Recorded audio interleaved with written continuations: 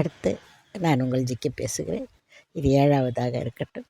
சென்னையில் வேளச்சேரியில் பாருங்கள், மீண்டும் பார்த்தா தண்ணி பாட்டுக்கு அந்த வேளச்சேரி ஃபுல்லாக நிற்கிது. போன இதிலே இப்படி தான் இருந்தது. இந்த மக்கள் ஏன் இப்படி இருக்காங்கன்னே தெரியல. அந்த இடத்துல போய் வீடை கட்டிடுறாங்க. அதுதான் சதுப்பு நிலம்னு தெரியுது. விவசாய நிலம் என்றாலே நீர் இருக்கும் இடம்தானே அது. கொஞ்சம் நீரை கொடுத்தாலே அது வாங்கி கொண்டு மேலே வர ஆரம்பித்து விடும். அங்கே போய் இடத்தை வாங்கி இடம் இருந்தால் போதும் என்று நினைத்தார்கள் இல்லையா? இன்று ஏன் அதை பற்றியெல்லாம் கவலைப்பட்டு கொண்டு புலம்பிக் கொண்டு இருக்கிறார்கள். என் வீடு போச்சு, அது போச்சு, ஃப்ளாட்டில் இருப்பவங்களாம் தண்ணி இல்லை, சோறு இல்லை, கவர்மெண்ட் வரல. கவர்மெண்ட்டு மட்டும் என்ன, கடவுளே இல்லை, கடவுளாலே எதுவும் செய்ய முடியல. கவர்மெண்ட்டுங்கிறது என்ன?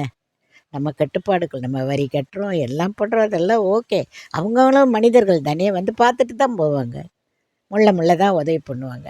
ஒன்று செய்யாதீங்கன்னு சொல்லும்போது அங்கே போய் நீங்கள் செய்யும்போது என்ன பண்ண முடியும்? யார் தான் இல்லையா? அடுத்த வீடியோவில்